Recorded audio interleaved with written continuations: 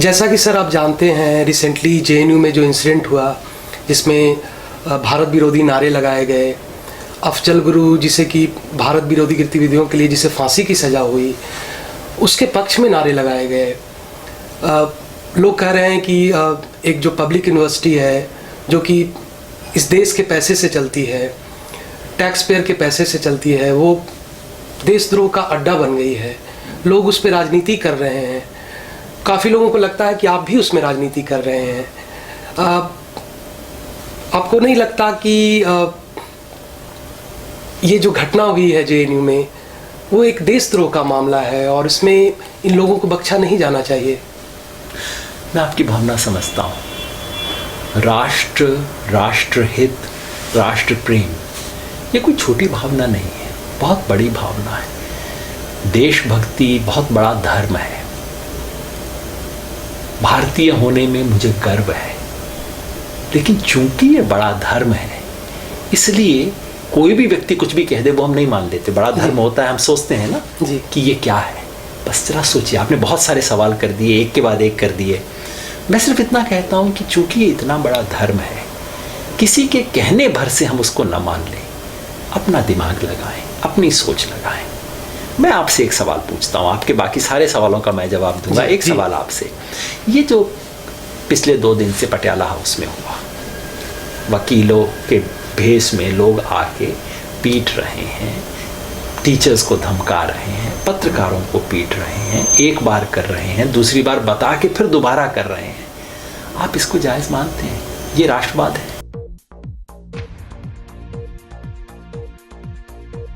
Sir, actually मैं भी मानता हूं कि जो पटियाला हाउस कोर्ट में हुआ, कुछ वकीलों ने जो किया वो बिल्कुल गलत है, उसको कभी भी जायज़ नहीं ठहराया जा सकता। लेकिन कहीं ना कहीं इसमें लोगों का सेंटिमेंट जुड़ा हुआ है। ये जो घटना हुई है, लोगों का मन जो है इस जेएनयू की घटना से आहत हुआ है और मुझे लग रहा है कि वो गुस्सा कहीं ना कहीं किसी न किसी रूप में तो वो बाहर आएगा ही। गुस्सा है, सेंटिमेंट है, लेकिन इतना तो देखना पड़ेगा ना कि वो सेंटिमेंट जायज़ है या नहीं है। इसमें असली सवाल क्या है? आपने इतनी सारी बातें शुरू में कही, मुझे अच्छा लगा। आप कम से कम एक ईमानदार चर्चा हम शुरू कर रहे हैं। आपने इतने सारे सवाल पूछे, हमें एक एक करके सवाल देखना होगा। गलती क्या हुई, गलती किसने की? अब आप ही बताइए। मैं कहूँ पटियाला हाउस में जो हुआ, अब उस पर पूरे देश के वकीलों का बायकॉट हो जाना चाहिए? नहीं सर। मैं कहूँ कि चूंकि उन्होंने पिटाई की, इनको फांसी की सज़ा दे दो। अब आप कहेंगे ना कि ना भाई, ये तो पूछो किसने किया, किसने नहीं किया, क्या अपराध किया, किस अपराध की क्या सज़ा होनी चाहिए, ये तो आप भी कहेंगे ना जी। बस मैं भी इतना ही कहता हूँ, ज़रा ध्यान से सोचें, क्या अपराध हुआ, किसने किया, क्या गलती की, उसकी क्या सज़ा होनी चाहिए, और इस सब के पीछे जो सेंटिमेंट है वो सेंटिमेंट क्या है, हम समझें तो सही। दिमाग से सोचें, सिर्फ दिल से नहीं। तो सर, आप मान रहे हैं कि जो पटियाला हाउस कोर्ट में हुआ वो गलत हुआ, उसमें सज़ा मिलनी चाहिए। तो क्या जो जेएनयू में जो घटना हुई उनको भी सज़ा मिलनी चाहिए क्योंकि उन्होंने गलती करी है? बेशक गलती हुई है, इसमें कोई शक नहीं है। अफजल गुरु को सज़ा होनी चाहिए थी, नहीं होनी चाहिए थी, उस वक्त तर्क वितर्क हुए, वो सब ठीक था। लेकिन आज उसको महिमा मंडित करना, एक महान शहीद की तरह पेश करना, ये तो मुझे बिल्कुल जायज़ नहीं लगता। आप इस पे तर्क वितर्क कर सकते हैं, भारत की कोई चीज़ ठीक है नहीं है, कश्मीर पे भारत की नीति क्या होनी चाहिए, इस पे तर्क हो सकता है।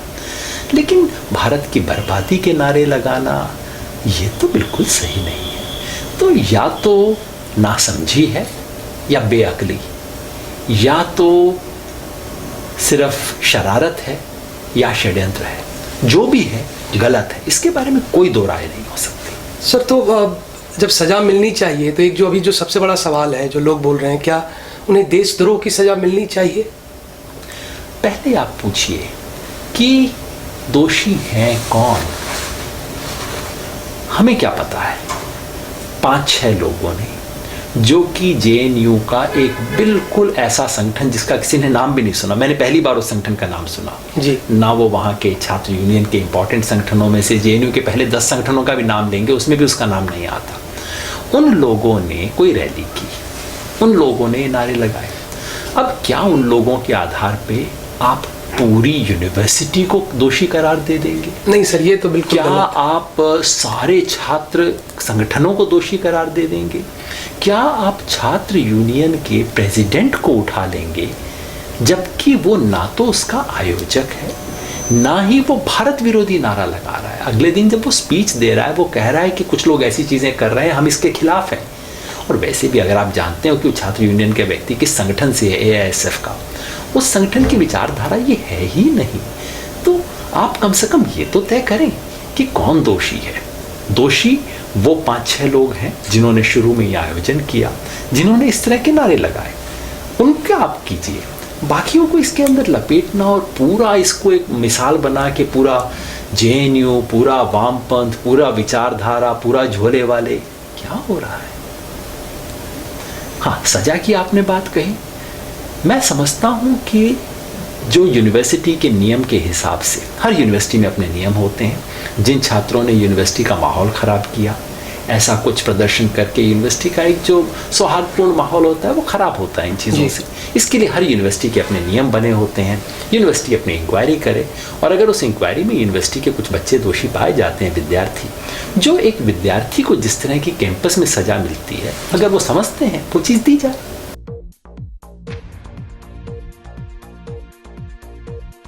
सर, आपने बोला कि यूनिवर्सिटी को इसमें कदम उठाना चाहिए, तो फिर देशद्रोह की सज़ा क्यों नहीं मिलनी चाहिए?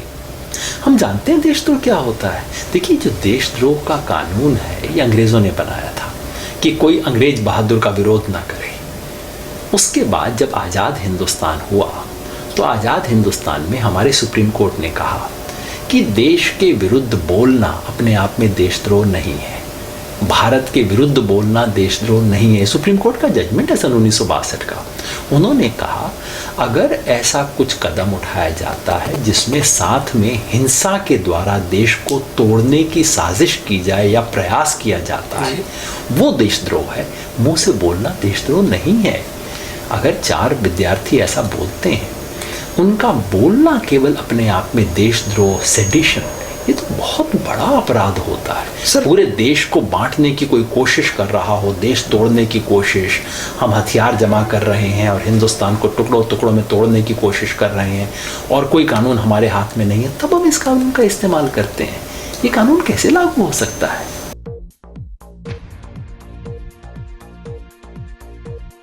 सर, कानून जो भी कहे, वहाँ देश विरोधी नारे लगे, अफजल गुरु के पक्ष में नारे लगे, है तो ये देशद्रोही ना। मैंने कहा कुछ गलत तो है। सवाल ये है कि इस गलती का, ये जो गलत काम हुआ, इस पे हमारी प्रतिक्रिया क्या हो। आपको याद है कुछ दिन पहले पाकिस्तान से खबर आई थी कि एक व्यक्ति, विराट कोहली वाली, हाँ, वहाँ पे विराट कोहली को कोई पसंद करता था, उसने उठा के अपने घर के ऊपर तिरंगा झंडा लगा दिया। और क्या किया पाकिस्तान सरकार ने? उसको उठा के अरेस्ट कर लिया, उसको सजा हो गई। अब ये सारा सुन के आपके मन में क्या आता है? आपको क्या ये लगता है कि भाई पाकिस्तान कितना मजबूत देश है, देखो उसने कितनी सख्त कार्रवाई की, या कि आपको हंसी आती है कि क्या हो गया यार, एक बंदे ने झंडा लगा लिया, क्या इससे पूरा पाकिस्तान हिल गया? 6 लोग नारा लगा रहे हैं, आपका पूरा देश हिल गया इससे? आपका देश इतना कमज़ोर है, आपका राष्ट्रवाद इतना हल्का है कि 6 लोगों के करने से कुछ हो जाएगा? ऐसी चीज़ें देश में, दुनिया में हर जगह होती हैं। जो घबराए हुए देश होते हैं वो इसके पीछे पुलिस फौज भेजते हैं, अपना तमाशा बनवाते हैं। जो थोड़ा आत्मविश्वास रखते हैं, जो थोड़ा गहरे देश होते हैं, जिसकी थोड़ी दूरगामी समझ होती है, वो कहते हैं ऐसी चीज़ों को हम निपट लेंगे, इसका इतना ड्रामा नहीं बनाते। अगर इसके ऊपर इतनी सब कार्रवाई ना हुई होती ना, तो 50 लोगों को पता लगता, 100 लोगों को पता लगता। आज पूरे देश को पता है, पूरी दुनिया को पता है। फ़ायदा हुआ कि नुकसान हुआ? देखिए, समझदारी, राष्ट्रवाद में आपको समझदारी होनी चाहिए। सन 50 के दशक में इस तरह के सवाल उठे थे, तमिलनाडु में इस तरह के नारे लगे थे, भारत विरोधी नारे लगे थे। उस समय अगर जवाहरलाल नेहरू चाहते तो फौज भेज देते वहाँ, क्या होता? मारकाट होती, खून खराबा होता, देश टूटने के कगार पे आता। उन्होंने समझदारी से काम लिया। ये कहाँ की समझदारी है कि 6 लोग ऐसा करें, आप पूरे देश का अमला उसके ऊपर डाल दें, पूरी दुनिया में खबर फैला दें। इस सबसे देश मजबूत हुआ या कमज़ोर हुआ? दुनिया के सामने हमारी मजबूत छवि गई या हमारी हंसी उड़ी, किरकिरी हुई? आप ही सोच लो। सर छोड़िए इस बात को, मैं सिंपल तरीके से पूछ रहा हूँ कि क्या राष्ट्रवाद का सम्मान करना चाहिए या नहीं? मैंने इतना सुना है कि जो जेएनयू में वामपंथी ग्रुप हैं वो राष्ट्रवाद का मजाक उड़ाते हैं, और इवन आरएसएस भी ऐसा ही कहते हैं इनके बारे में।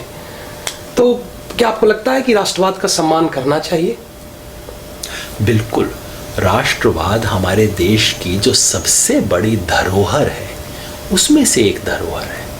और वो आप ठीक कह रहे हैं, वामपंथियों ने राष्ट्रवाद का उतना सम्मान नहीं किया। इस देश की परंपराओं का, इस देश की संस्कृति का, इस देश में बने विचारों का, इस देश के राष्ट्रवाद की शुरू में वामपंथ ने अवहेलना की, और वो करने की वजह से उनकी राजनीति इस देश में पनप नहीं पाई। उसको ठीक करने की ज़रूरत है, हमें राष्ट्रवाद सीखने की ज़रूरत है।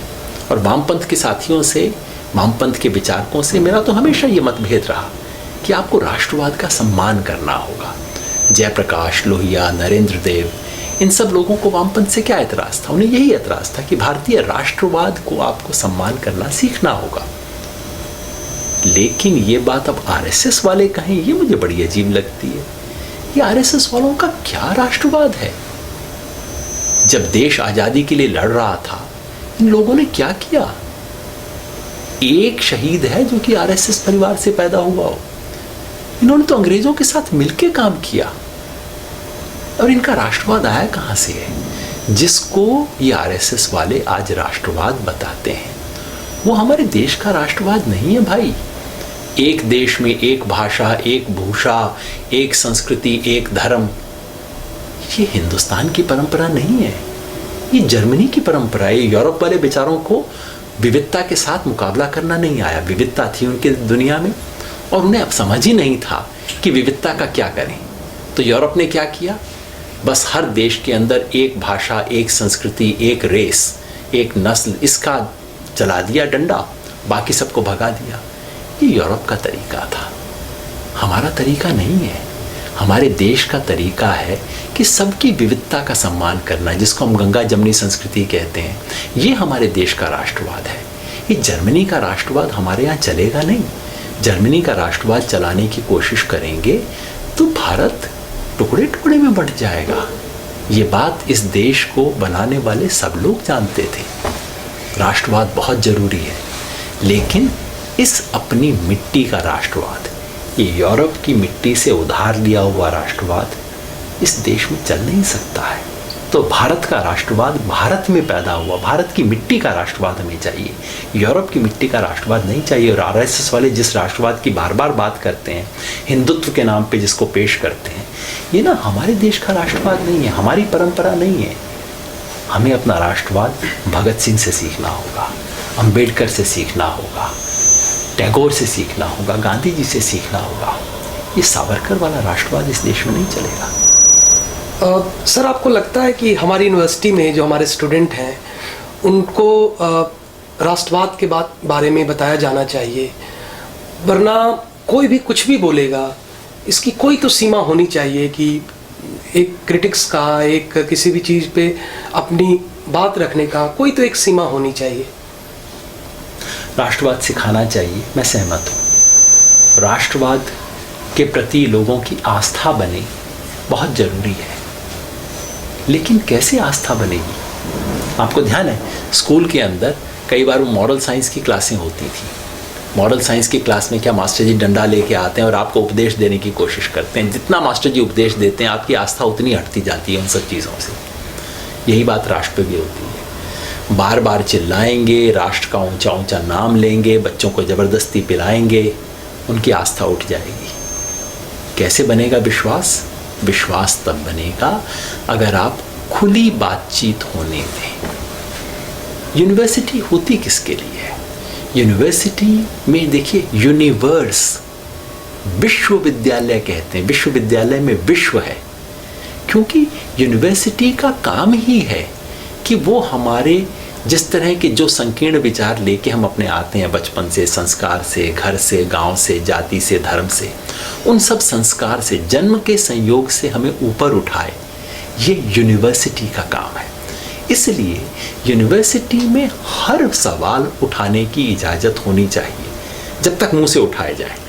मैं नहीं कह रहा हथियार उठाने की इजाज़त होनी चाहिए, डंडा चलाने की इजाज़त होनी चाहिए, लेकिन सवाल, कोई अगर देश के बारे में सवाल पूछता है बिल्कुल इजाज़त होनी चाहिए, धर्म के बारे में पूछता है बिल्कुल इजाज़त होनी चाहिए, भगवान के बारे में पूछता है बिल्कुल होनी चाहिए, कोई गांधी वध का समर्थन करता है जरूर उसको अपने प्रश्न पूछने की इजाज़त होनी चाहिए। इसलिए नहीं कि मैं गांधी जी में मेरी आस्था कम है, मेरी बहुत गहरी आस्था है, लेकिन जब तक गांधी जी के विचारों का विरोध करने की स्वतंत्रता नहीं होगी तब तक गांधी जी के विचार में आस्था किसी की कैसे बनेगी। जब तक भगवान का विरोध करने का जगह नहीं होगी तब तक भगवान का अर्थ कोई कैसे समझेगा। जब तक राष्ट्र का विरोध करने की, जब तक जहां आप पैदा हुए हैं उस पर सवालिया निशान लगाने की जगह नहीं मिलेगी तब तक आप उसके प्रति सच्चा प्रेम पैदा नहीं कर सकते। तो बिल्कुल मैं कहना चाहता हूँ, अजीब लगेगा लेकिन मैं सचमुच कहना चाहता हूँ कि विचार की कोई सीमा नहीं होनी चाहिए। जैसे ही आपने विचार की सीमा लगाई, आपने विद्यार्थियों के दिमाग को पिंजरे में कैद कर दिया। मैं नहीं चाहता मेरी यूनिवर्सिटी कभी भी पिंजरे में कैद हो। और ये रविन्द्रनाथ टैगोर ने विश्व भारती बनाते वक्त यही कहा था कि मैं नहीं चाहता कि ऐसा कोई पिंजरा हो। उन्होंने कहा था मैं नहीं चाहता कि विद्यार्थियों को ऐसा कभी कोई कहने की कोशिश करे कि कोई देश मानवता से ऊपर है। ये सब उन्होंने कहा था। हमारी तो इतनी गहरी परंपरा है, क्यों हम इस बंदिश में लगा रहे हैं। सर, इन सब के बावजूद क्या जो हमारा देश है, क्या जो हमारा भारत है, क्या आपको लगता है कि उस पर हमें गर्व करना चाहिए? बिल्कुल, मैंने तो शुरू में कहा मेरे लिए देशभक्ति कोई छोटी चीज़ नहीं है, धर्म है। लेकिन देशभक्ति क्या धर्म है? गर्व है किस बात पे गर्व है? क्या सिर्फ संयोग पे गर्व है? आजकल मुझे ऐसा लगता है कि लोग जब राष्ट्रभक्ति करते हैं ऐसे करते हैं मानो एप्लीकेशन दे के पैदा हुए थे बॉर्डर के इस तरफ। संयोग है ना, खाली संयोग के आधार पे हम कहते हैं भक्ति धर्म प्रश्न नहीं करेंगे। अरे भाई, इतना घबराए हुए क्यों हो? राष्ट्रभक्ति बहुत बड़ी चीज़ है, लेकिन अपने राष्ट्र में क्या अच्छी चीज़ है जिसकी आप भक्ति करना चाहते हैं? जब मैं कहता हूँ मुझे भारतीय होने में गर्व है तो मेरे मन में 3 चीज़ें आती हैं। एक, इस देश ने लोकतंत्र के विचार का लोकतांत्रिकरण किया है। भारत से पहले किसी गरीब अनपढ़ देश में लोकतंत्र स्थापित हो सकता है दुनिया को पता भी नहीं था, ये मेरे देश में स्थापित हुआ। दूसरा, एक राष्ट्र विविधता के साथ जी सकता है, ये भारत ने पूरी दुनिया को सिखाया।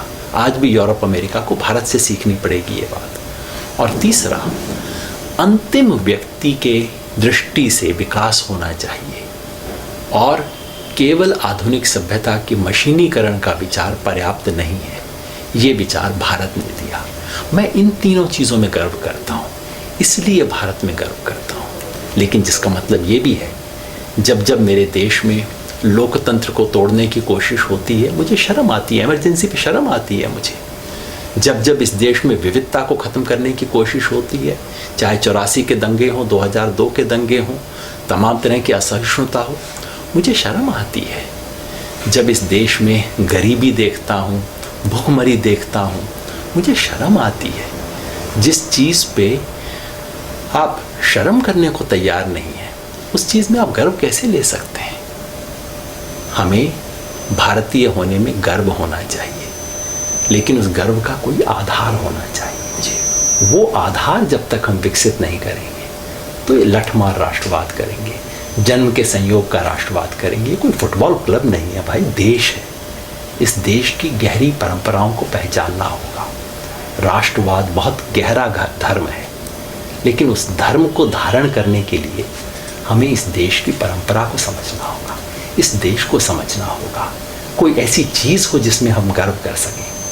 तो जब मैं कहता हूँ भारतीय होने में मुझे गर्व है, तो इस देश में कुछ जो हुआ है उसके आधार पर गर्व है।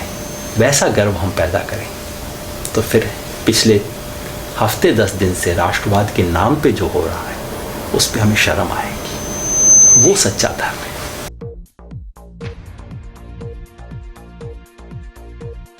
सर मुझे लगता है कि आपने जो राष्ट्रवाद के बारे में बोला, मैं भी इन चीज़ों से बहुत सहमति रखता हूँ। इन सब के बावजूद मुझे लग रहा है कि आपने जिस तरीके से बताया, ये तो बहुत ही साधारण सा मुद्दा था, फिर ये इतना बड़ा कैसे हो गया? मुझे ऐसा क्यों लग रहा है कि आज देश के सामने इससे बड़ा कोई इशू नहीं है। मैं पिछले कुछ दिन पहले पढ़ रहा था किसानों के बारे में, और भी बहुत सारे इश्यूज थे उसके बारे में मैं अभी पढ़ रहा था, और अचानक से वो सब चीज़ें चली गई और पता नहीं कहाँ से ये मुद्दा जो है आ गया। और जब मैं आपसे सुन रहा हूँ तो मुझे लग रहा है कि एक्चुअली ये उतना बड़ा है नहीं जितना बड़ा ये हो गया। मुझे भी पहले ये लगता था, पहले दिन जब ये मुद्दा आया तो मुझे पहले दिन लगा कि क्या सरफिरेल बच्चों ने क्या काम कर दिया, बेवकूफ़ी की चीज़ की है। दूसरे दिन मुझे लगा कि अभी पुलिस ने भी क्या बवाल मचा दिया, छोटी सी चीज़ के ऊपर उठा रहे हैं, क्या करने की ज़रूरत थी इस तरह से। लेकिन जिस तरह से ये मामला बढ़ा, देश के गृह मंत्री शामिल हैं, टॉप पुलिस ऑफिसर शामिल हैं, धमकी दे के खुल्लम खुल्ला कहते हैं कोर्ट में मारेंगे, मारते हैं, अगले दिन फिर मारते हैं, तब मुझे समझ आया कि ये मामला साधारण नहीं है। ये मामला सिर्फ जेएनयू का नहीं है। इस मामले का अफजल गुरु राष्ट्रवाद से कोई संबंध नहीं है। इस मामले का उन घटनाओं से और उस छात्र कन्हैया से कोई संबंध नहीं है। जेएनयू केवल एक बहाना है, कन्हैया केवल एक संकेत है। आप देखिए इससे पहले क्या हो रहा है। इलाहाबाद यूनिवर्सिटी में हुआ जी, संत योगी आदित्य को बुलाने के लिए इतना कुछ हंगामा हुआ जी। हैदराबाद में जो हमने देखा क्या हुआ, बनारस हिंदू यूनिवर्सिटी ने संदीप पांडे को हटाया, FTII में क्या हुआ। जहाँ जहाँ विचार बन सकते हैं, जहाँ जहाँ विरोध के स्वर उभर सकते हैं, जहाँ जहाँ ऐसी सोच पैदा हो सकती है जो कि सरकार को पसंद नहीं, RSS को पसंद नहीं, BJP को पसंद नहीं, उन सब पे ढक्कन लगाने की कोशिश है।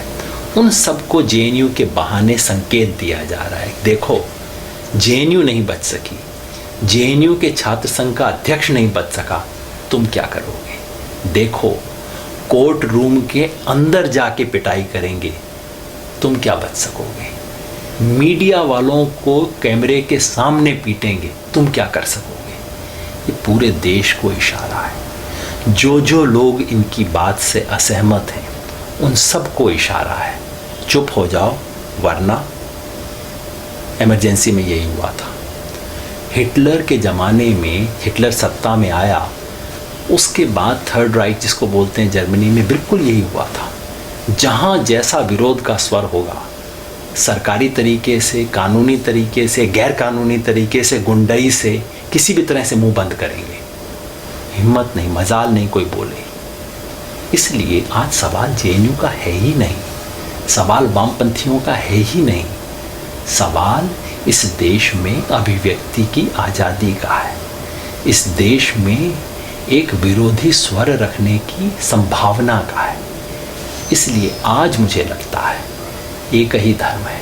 ये जो राष्ट्र धर्म की बात करते हैं ना, आज इस देश के राष्ट्र का, आज हमारे देश की सबसे बड़ी संपत्ति क्या है? हमारा लोकतंत्र। वही है जिसके आधार पर सर उठा के हम दुनिया में कहते हैं कि हम हिंदुस्तानी। आज उसे खतरा है। इसलिए आज जो देश प्रेमी है उसका केवल एक धर्म है, इस लोकतांत्रिक परंपरा को बचाना, इसके लिए संघर्ष करना। जैसे इमरजेंसी में इंदिरा गांधी के खिलाफ लड़ना पड़ा था, उसी तरह से आज फिर है। और ये पूरे नौजवानों के लिए, पूरे युवा वर्ग के लिए, आज हम सब के लिए चुनौती है। चुनौती है लोकतंत्र को बचाने की, चुनौती है हमारे देश की सबसे बड़ी धरोहर को बचाने की। इसके लिए त्याग करना होगा, कुर्बानी करनी होगी, लड़ना होगा, तभी इसे बचा पाएंगे। सबसे बड़ी चुनौती है, सबसे बड़ा धर्म भी है।